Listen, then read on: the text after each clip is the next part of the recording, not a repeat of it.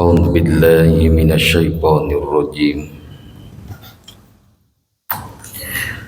بسم الله الرحمن الرحيم. قال ربي اشرح لي صدري ويسر لي أمري واحلل عقدة من لساني يفقهوا قولي واجعل لي وزيرا من أهلي. قال المؤلف رحمهم الله ونفعنا بعلومهم وبأسرارهم. Assalamualaikum warahmatullahi wabarakatuh.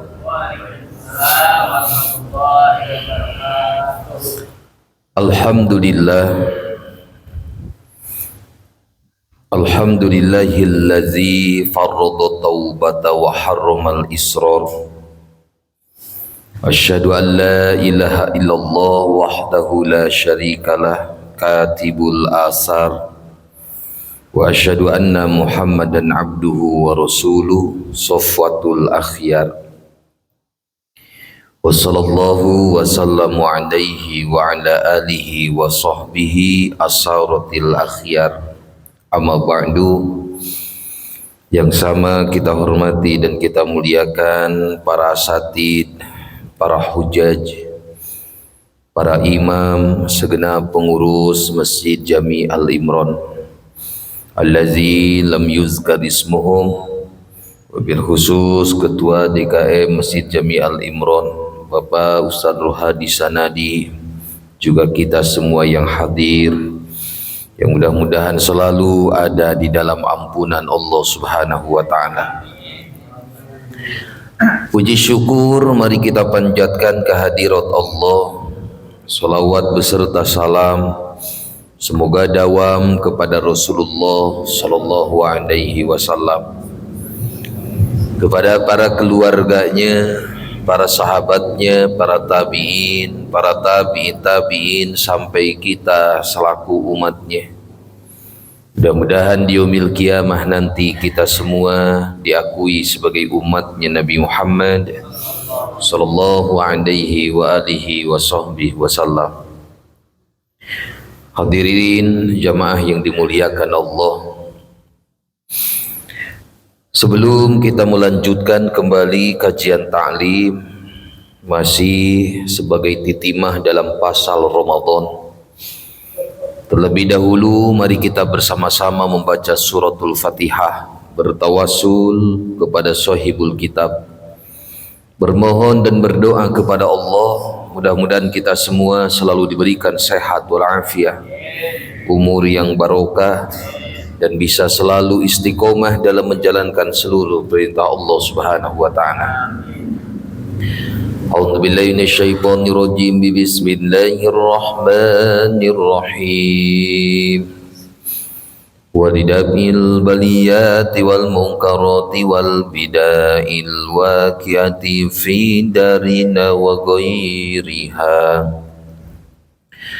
min jami'il bala'il muslimina wa lijalbi salamati wal afiyati lana fi abdanina wa dinina wa dunyana wa akhiratina ma'al qada'i hawaijina wa tafrijil humumina wa gumumina wa liqabuli jami'i hawaijina wa maqasidina.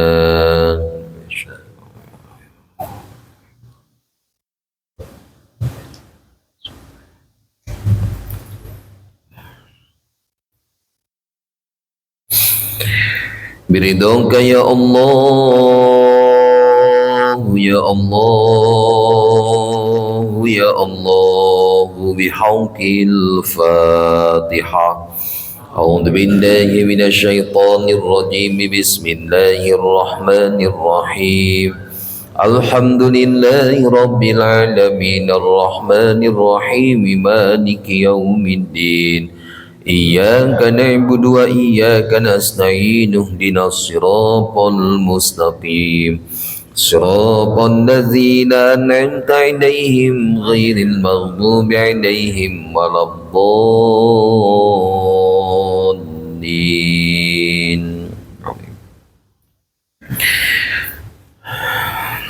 Bismillahirrahmanirrahim.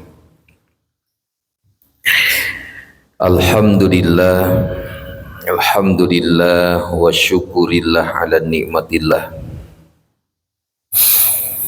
Di malam yang mulia ini kita bisa kembali hadir, bersilaturahim, bermuajahah, melaksanakan salah satu kewajiban kita kepada Allah.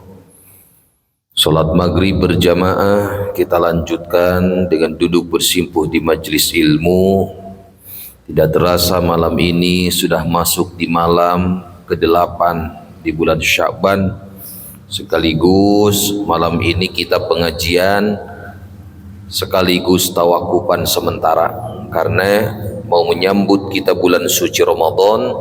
Mudah-mudahan kita semua diberikan sehatul afiah oleh Allah, bisa benar-benar maksimal dalam menjalankan ibadah puasa di bulan suci Ramadan. Maka sebagai penyempurna, setelah selesai dibahas tentang syarat wajib berpuasa, termasuk kewajiban saat kita berpuasa, yang bakal dibahas malam hari ini, kesunahan saat kita melaksanakan puasa. Imam Taqiyuddin mengatakan wa yustahabbu bis-shaum, disunahkan saat kita berpuasa. Berapa banyaknya? Salah satu asya, hanya tiga hal ini disunahkan ketika kita menjalankan puasa sehingga mendapatkan nilai lebih dari Allah Subhanahu wa taala. Pertama, orang yang melaksanakan puasa ayyujilal fitra inda tahaqquqi ghurubi syamsi, agar supaya ayyujila menyegerakan berbuka kalau inda tahaqquqi ghurubi syamsi, kalau matahari benar-benar sudah tenggelam atau sudah waktu maghrib, apalagi azan sudah berkumandang. Maka jangan dinanti-nanti nih Pak, jangan dengar adzan maghrib, Pak buka Pak, cemen amat sih lu, baru juga adzan maghrib, nanti aja adzan isya kita, haram jadah doang. Dia mah bukanya pengen azan isya, bagus nggak kira-kira? Nah, walaupun kuat nggak seperti itu.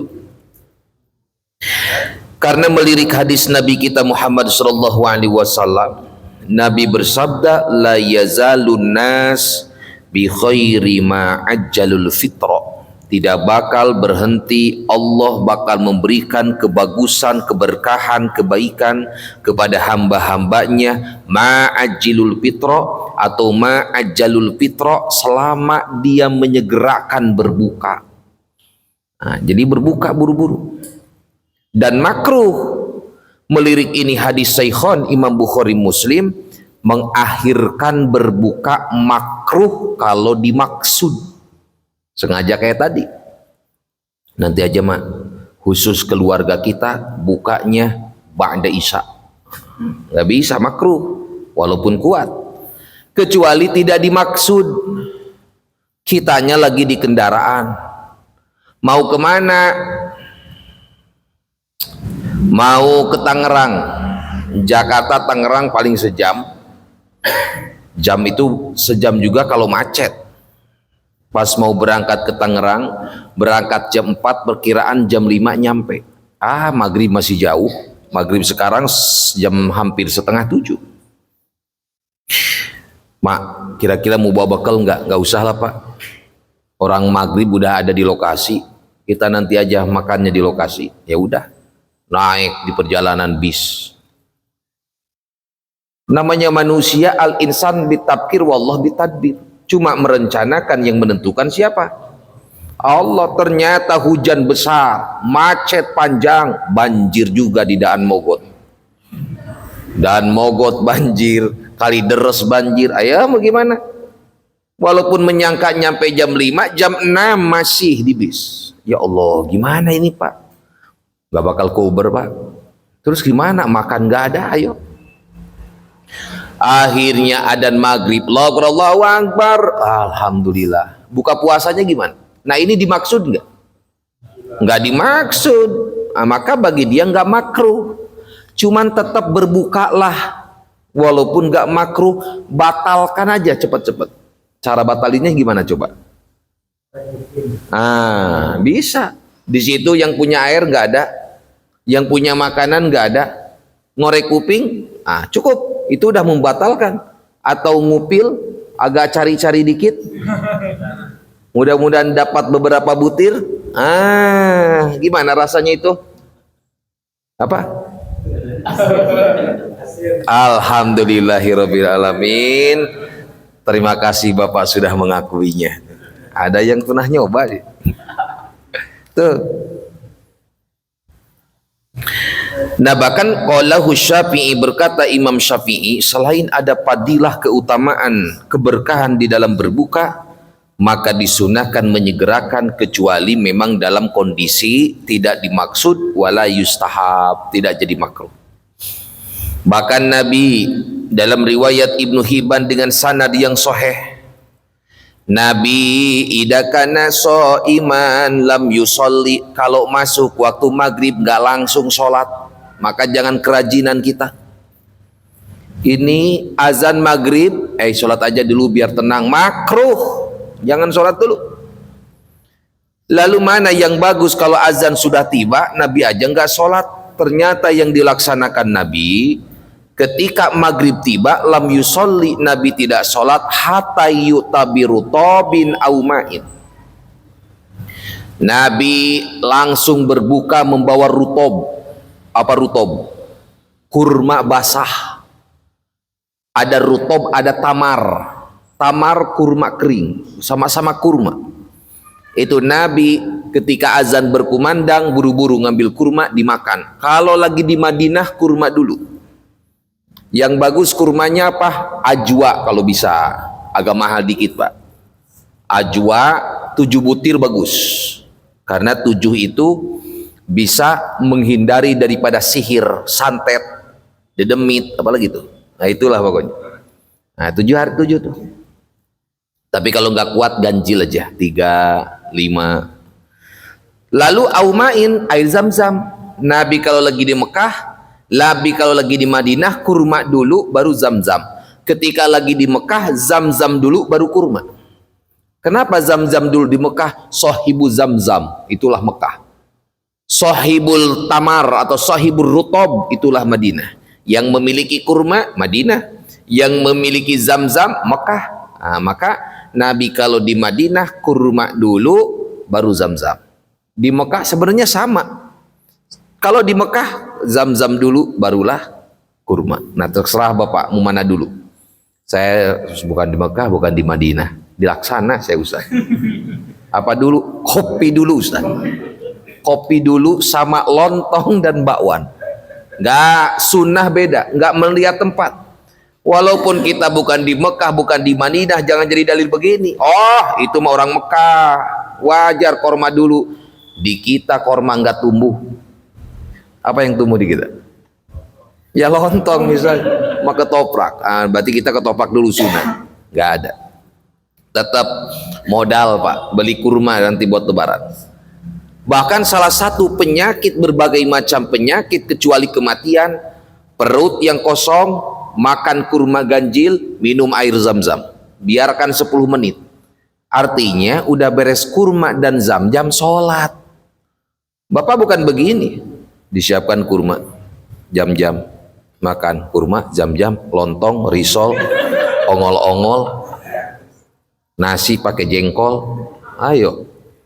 Nah itu mah aduk-adukan Pak, beradu dia. Tapi biarkan dulu yang namanya kurma, biarkan dulu yang namanya zam-zam. Selama kita sholat berapa menit?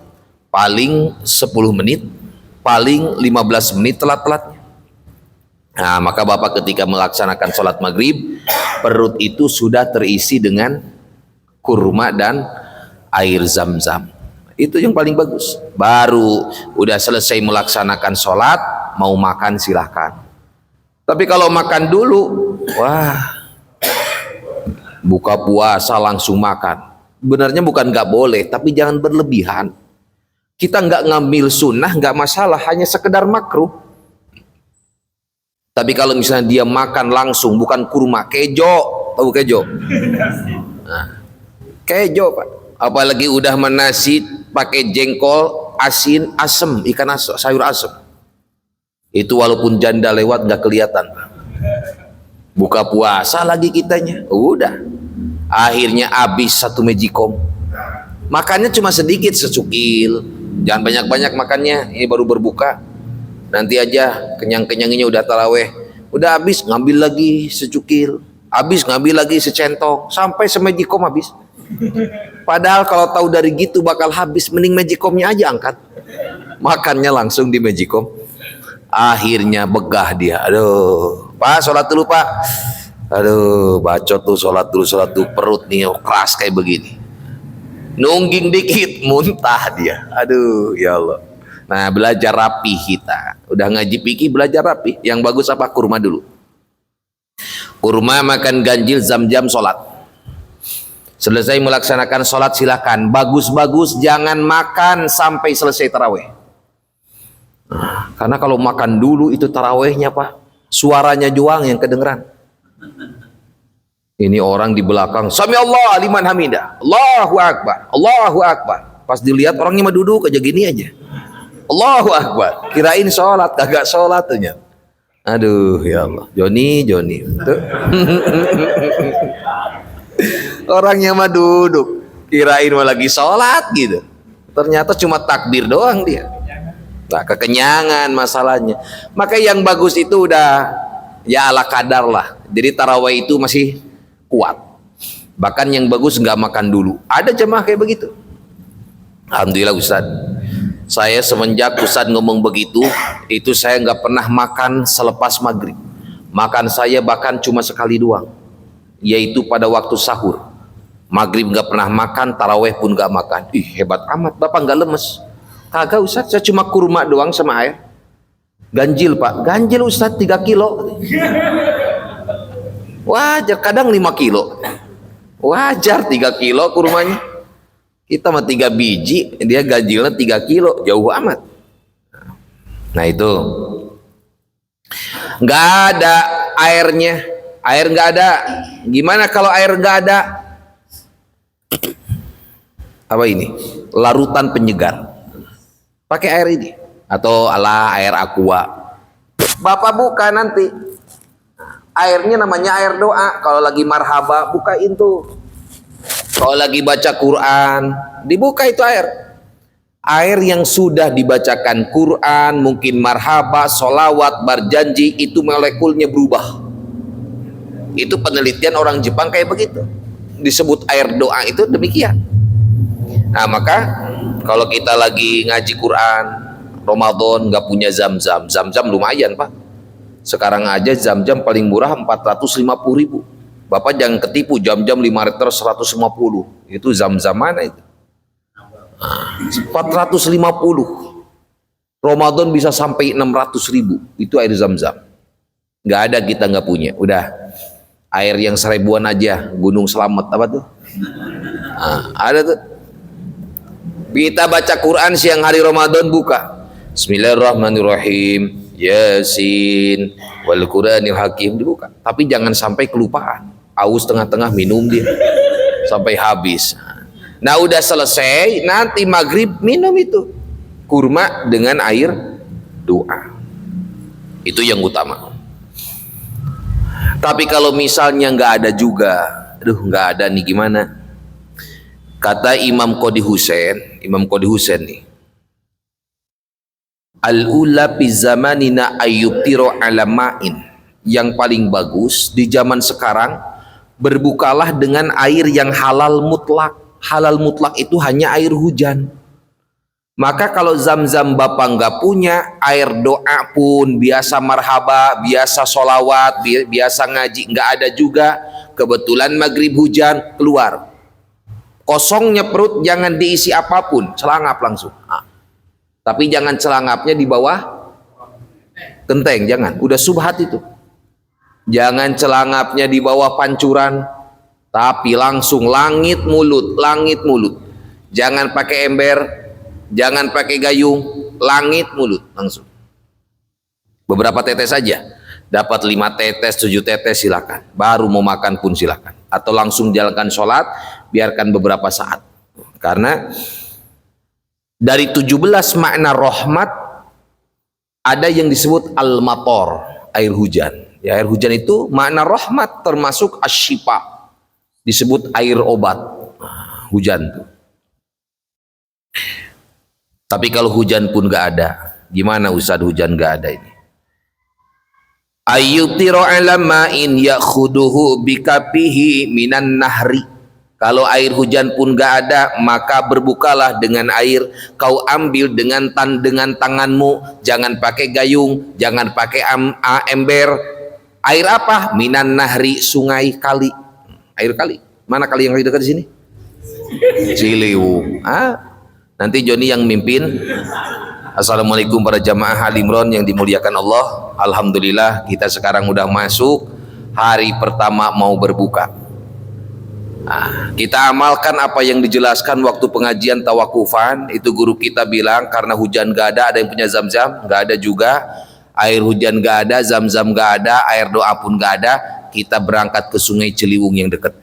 Berangkat ke situ 5 menit lagi John, 5 menit sebelum maghrib aja. Nyampe lokasi nggak lama, beberapa detik, Allahu Akbar, maghrib. Turun ke kali, warnanya kan hitam tuh kali. Pas turun langsung Allah malakas sumtu wa bika amantu wa ala rizqika atautu bi rahmatika ya arhamar rahimin. Diminum sama bapak langsung pakai bikapi tangan. Insyaallah. Insyaallah lah, 2 tempat itu. Kalau enggak rumah sakit Husada, karet bipak. Nah beda lagi. Ini kalau airnya kayak di Galunggung masih bagus. Kalau di kita ya nggak layak lah. Kalau itu pun sudah nggak ada, ke sungai udah nggak bisa, maka wa illa fa'alama'in di hadis, air saja langsung sholat. Fa'alama'in di hadis, korma nggak ada, air biasa aja udah langsung sholat karena hadis. Tapi kalau misalnya ada yang manis-manis, boleh. Fa'ala huluwin, apapun yang manis-manis. Misalnya kolak pisang, boleh. Makan kolak pisang. Udah beres makan kolak pisang, buru-buru sholat. Alhamdulillah Ustaz, saya udah beres makan kolak pisang juga nggak langsung makan. Makannya seember dia, Pak. Wajar seember. Nah, itu biar apa? Biar supaya bisa kita menjalankan salah satu daripada sunnah Nabi. Iza kana shaiman, di mana Nabi sedang berpuasa, lam yusolli, Nabi tidak menjalankan sholat, hatta yutabiru tob, Nabi mencari kurma basah, au ma'in atau air, payakulu Nabi makan, au yashrobu Nabi minum, wa iza kana pisata, bahkan ketika di musim dingin, lam yusolli, Nabi pun tidak langsung sholat maghrib, hatta natiyahu bitamrin, Nabi langsung makan dengan tamar. Tamar itu kurma kering, au ma'in atau dengan air. Adapun perintah Imam Qadi Husain dengan air sungai atau mungkin dengan air laut, air hujan, li'annahu ab'adu anis syubhat, itu lebih jauh daripada syubhat. Sekarang udah banyak syubhat itu. Jelas? Ada mau nanya sebelah sini? Nah. Yang kedua, saat kita berpuasa, sunnah takhirus suhur, akhirkan sahur. Jadi kalau kita berpuasa, sahurnya akhirkan. Subuh 4:30, berarti sekitar sahur jam 4 lah, menjelang imsak. Atau kalau yang makannya hanya ala kadar, jam 4 lewat. Jangan nanti sahur itu ternyata jam 10 malam. Ini jam 10, jam 11 bukan sahur, namanya nyatu, Pak. Nggak ada sunnah. Karena makna sahur, kalau melirik ini dalil, sepakat para alimin ulama, sahur itu wa yadkhulu waktu suhur binisbil lail. Masuknya waktu sahur binisbil lail, di tengah malam, berarti jam 12 ke atas. Bapak di mana sahur jam 12 ke atas, itu sudah dapat sunnah. Saya sahurnya jam 12:30, dapat sunnah. Atau sahurnya jam 1, itu pun sama, dapat sunnah. Dan jangan ditinggalkan sahur itu. Walaupun ya sahurnya Biasalah. Kalau sahur pertama pasti semangat semua. Karena sahur pertama itu daging, rendang, sampai 3 hari doang tapi goreng ayam. Itu pun yang ketiga sisa. Tapi kalau sahurnya udah sahur yang ke-12, 13 itu oncom, orek, lenca, kentang, ikan asin. Tapi kalau udah sampai ke hari 27 Indomie Pak itu. Indomie pakai telur kadang kagak gitu. Itu udah males soalnya kalau udah 27 itu. Nah bahkan dalam hadis riwayat Imam Ahmad di dalam musnadnya, inna takhiras suhur min sunanil mursalin, sesungguhnya mengakhirkan sahur itu kesunahan para rasul. Para rasul-rasul terdahulu sahur. Dan sahur yang terbaik imsak itu udah selesai. Sebagaimana yang sudah kita bahas di pertemuan sebelumnya, imsak digunakan wabil asharihum yastaghfirun. Di waktu kalian sahur wabil asharihum yastaghfirun, perbanyak istighfar. 10 menit lagi kata yang biasa di masjid, para jamaah imsak telah tiba, udah Bapak persiapan pakai koko, itu 10 menit lagi. Jangan sayang 10 menit kadang dipakai buat nyeduh kopi, tanggung amat. 10 menit nambah lagi nyalain rokok, khawatir ternyata lagi ketika dia merokok azan subuh berkumandang. Nah, itu. Maka yang bagus imsak selesai menahan, buru-buru datang ke masjid, jalankan tahajud. Kalau yang belum witir dia di ba'da taraweh enggak witir dulu, boleh witir nanti setelah tahajud. Tapi kalau udah selesai taraweh witir, la witrona bilail. Dalam dalil mu'tamad tidak ada 2 kali witir dalam satu malam. Maka Bapak boleh tahajud, beres tahajud mau sholat hajat, sholat tobat, atau sholat hajat dulu sholat tobat, terserah sholat apapun itu. Yang penting masih yang masyru'iyah atau yang disyariatkan. Alasannya kenapa dalam sahur diakhirkan? Wali anna pitakhiri, karena sesungguhnya di dalam mengakhirkan sahur hikmatun masyru'iyatuhu wa hiya at-taqwa 'alal ibadah. Maksudnya biar kuat dalam ibadah. Jadi kalau kita sahurnya mepet menjelang waktu imsak, subuh itu, sedangkan subuh sholatnya kan tiwalul mufassal, surat-surat panjang. Jadi kalau subuh baca tabarok masih anteng. Coba kalau yang sahurnya dari jam 10 malam pas subuh ke masjid, jangankan tabarok imam, sabbih salata aja udah goyang dia. Kenapa? Udah mulai lapar. Maka kalau diakhirkan sahurnya masih kuat lah. Yaitu mana hikmah kenapa disyariatkan agar sahur itu diakhirkan. Apakah sahur harus makan banyak? Wa yasulu biqalilil akli wa bil ma. Hasil orang yang sahur dengan sedikitnya makan. Enggak perlu banyak-banyak, bahkan kalaupun enggak makan tak masalah. Yang penting tasaharu walau bijara'ati ma'in. Kata Nabi, sahurlah kalian semua. Dalam sahur ada keberkahan. Sahurlah walaupun dengan seteguk air. Ambil air. Waktu 5 menit lagi, malas sahur, minum aja. Niatkan sahur. Nah, itu sudah dapat pahala daripada sahur. Sedangkan nomor yang ketiga, pertama orang yang sunnah berpuasa, dahulukan segera berbuka. Kedua orang berpuasa, akhirkan sahur. Ketiga orang yang berpuasa tarkul hujri minal kalam. Nih, jaga mulut. Lagi berpuasa jaga lisan, jangan gampang ngambek. Lagi berpuasa jaga mulut, jangan gampang asal ngomelin orang. Lagi puasa ingat, kalau waktu hajian itu orang diingetin. Nah puasa pun boleh. Ada lagi marah suami istri lagi hajian, diingetin majamah yang lain, Pak istighfar Pak, lagi hajian kita Pak. Astagfirullah, makasih Ustaz udah ngingetin. Setan kayak begitu. Lagi puasa juga boleh. Ada orang marah kesenggol dia, marah ingetin sama bapak, Pak istighfar Pak, lagi puasa kita, astagfirullah, buru-buru. Nah, boleh. Nah, karena salah satu yang bisa membatalkan terhadap pahala, ada pahala itu hilang walaupun ibadahnya tetap sah, termasuk dalam puasa. Kata Nabi dalam hadis, khamsatu asya'a tuhbitus shaum. Ada 5 hal yang bisa tuhbitus shaum, menghapus kepada puasa, maksudnya tabatulus sawabah, batal pahalanya. Jadi pahalanya kosong. Puasanya memang sah, nggak perlu dikodok, cuman pahalanya nggak ada. Seperti bapak kerja sebulan tapi nggak digaji, pengen nggak? Capek kita kerja sebulan, kerja berat, kepanasan, kehujanan, sama kayak puasa juga, cuman nggak digaji sama bos, kita pun nggak dikasih pahala sama Allah. Mana yang 5 yang bisa membatalkan puasa? Pertama kata Nabi, al-kizbu, berbohong.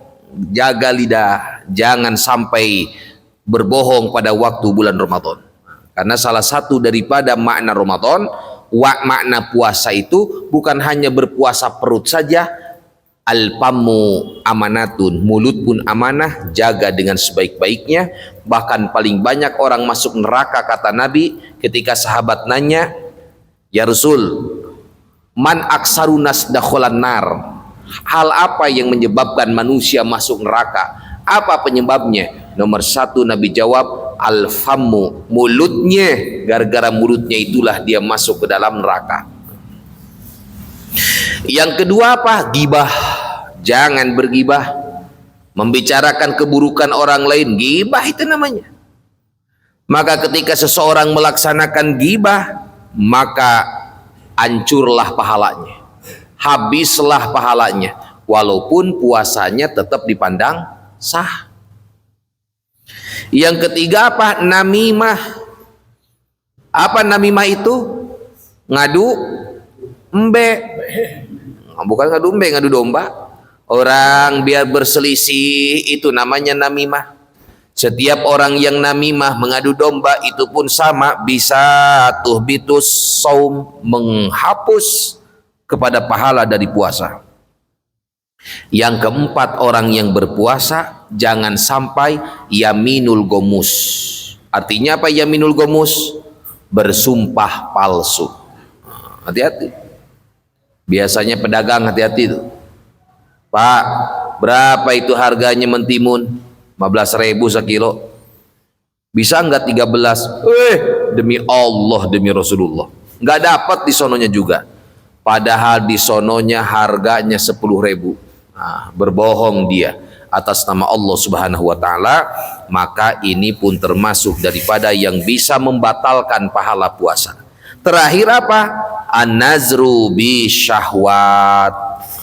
Memandang dengan syahwat. Bapak kalau lagi belanja ngebuburit, jangan daerah Lokasari, hati-hati. Saya bukan nakut-nakutin, kecuali bapaknya sudah hebat. Lewat walaupun orang seksi, dajal, dada dan bujalnya nampak. Tapi kalau kelasnya seperti kelas Mas Joni, udah beda sama kita.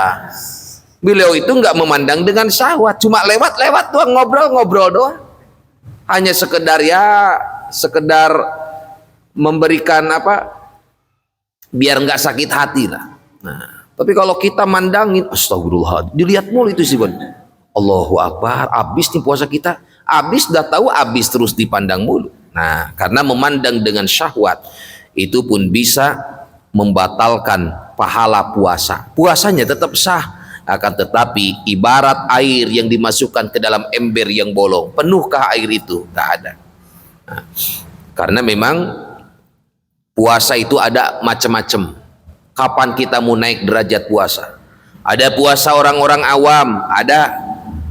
Siapa puasa orang awam itu?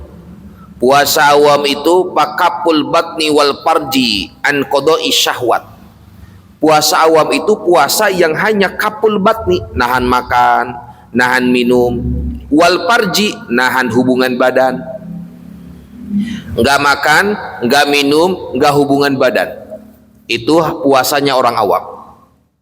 Ngebohong masih. Ninggalin sholat, wah sampai tiap hari. Ada puasa nomor 2, minimal di sini nih. Namanya saumul khawas. Siapa saumul khawas itu? Saumus solihin. Insyaallah puasanya jamaah Al-Imran. Puasanya orang-orang yang soleh. Gimana saumul khawas itu?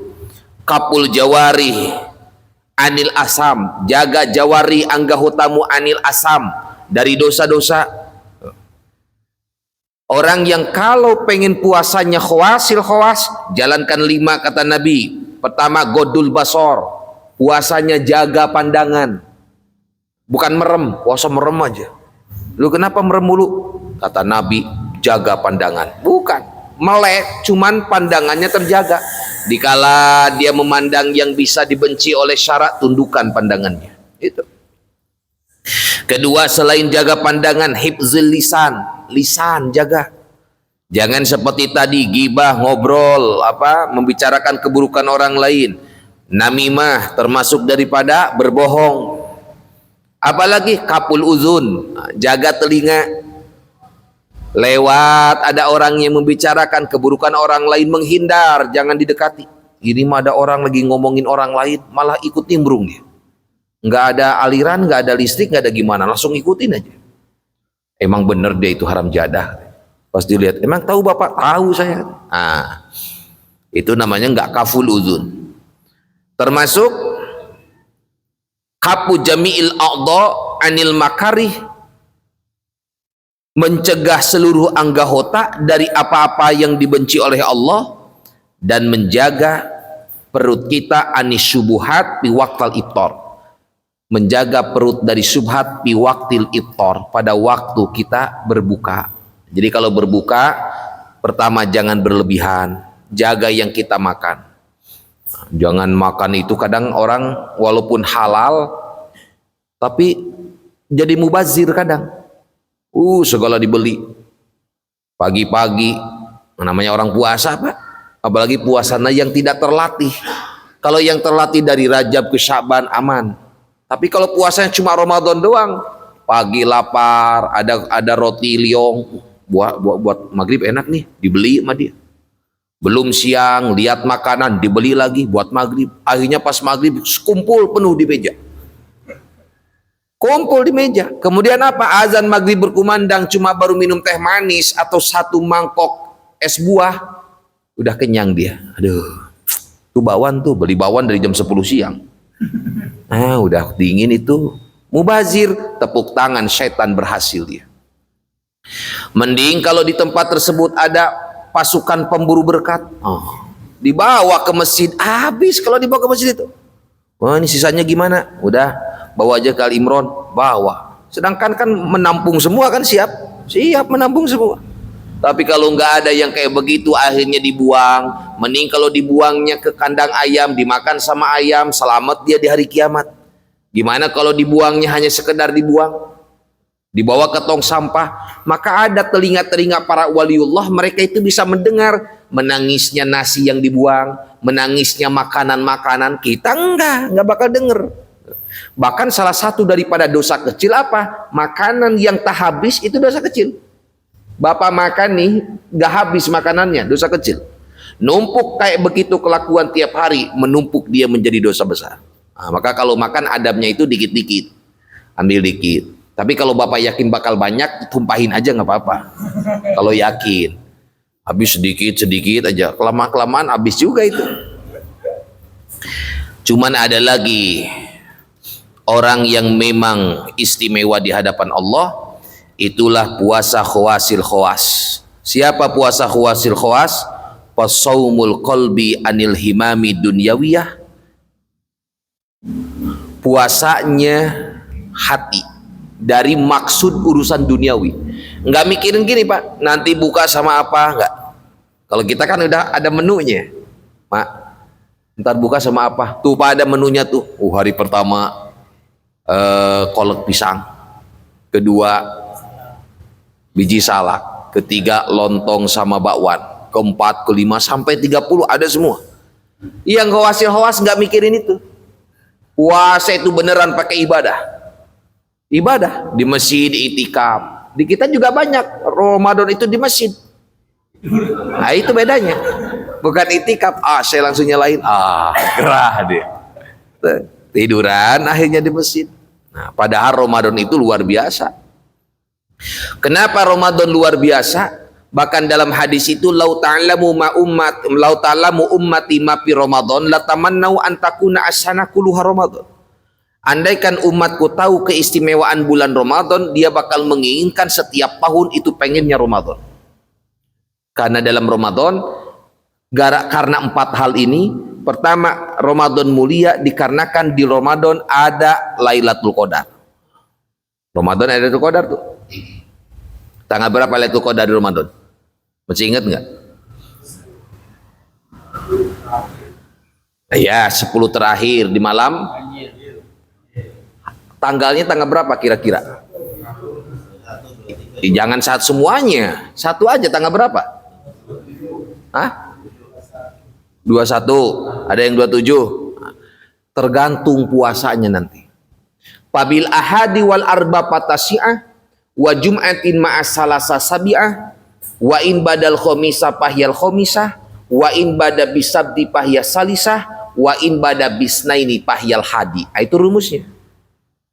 Kalau nanti Ramadan masuknya pertama puasa hari Ahad dan hari Rebo, maka Lailatul Qadar jatuh malam 29.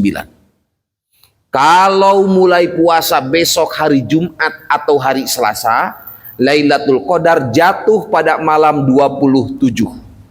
Kalau besok puasa mulainya hari Kamis, Lailatul Qadar jatuh malam 25. Kalau mulainya puasa itu pada hari Sabtu, Lailatul Qadar jatuh pada malam 23. Kalau mulainya hari Senin, Lailatul Qadar jatuh malam 21. Bisa ya?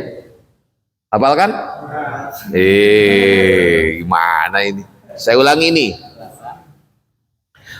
Pabil ahadi wal arba patasi'ah. Kalau mulainya puasa besok Ramadan mulainya hari apa? Gitu aja udah.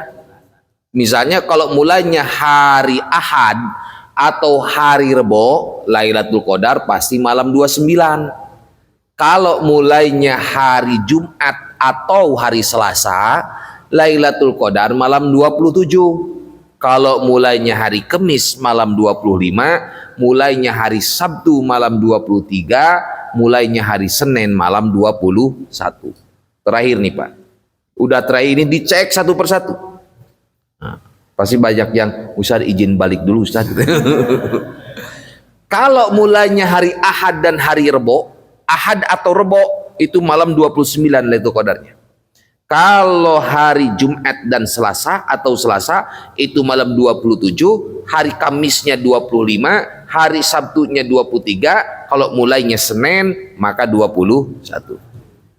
Kalau hari Kamis 25. Jumat 7. Sabtu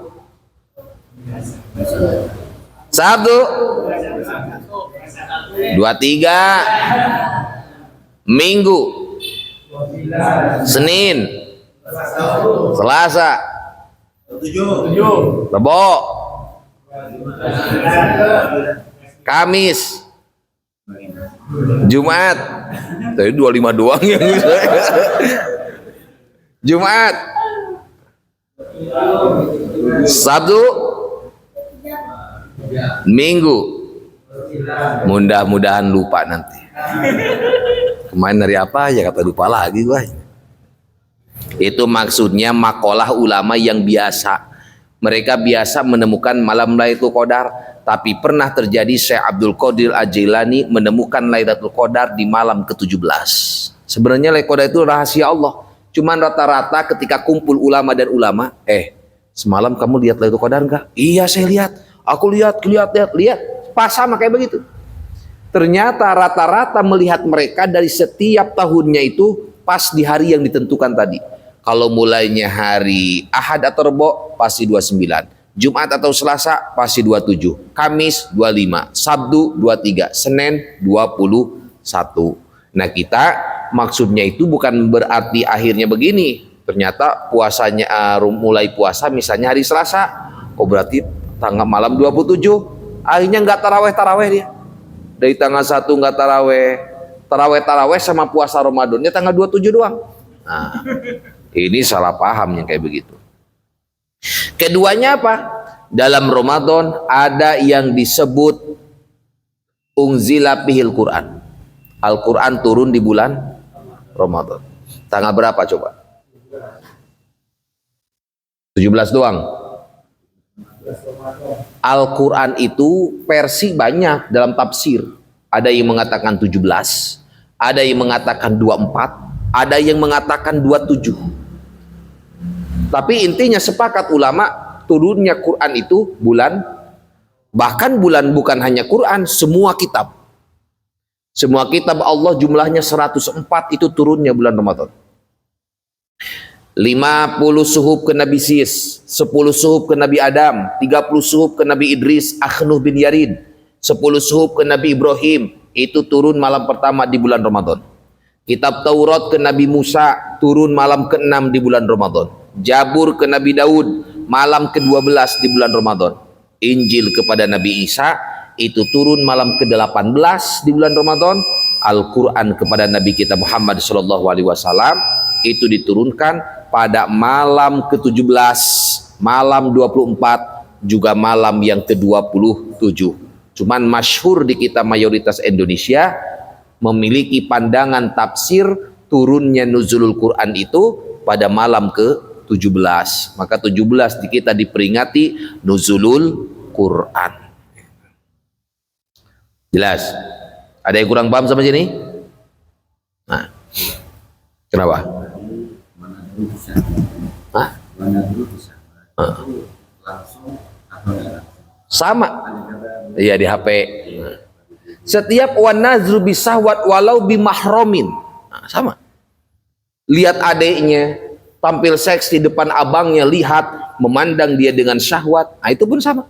Setiap memandang dengan syahwat, apalagi ke orang lain namanya ajnabi, termasuk di HP. Makanya penting at-taqwa fisiri wal alaniyah. Orang yang takwa fisiri wal alaniyah di HP sama. Dia ada kira-kira yang apa? Yang membuat matanya bisa mandang syahwat, scroll ya.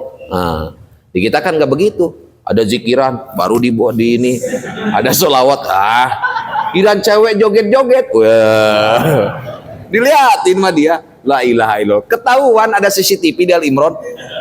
Ya Allah, itu ustaz.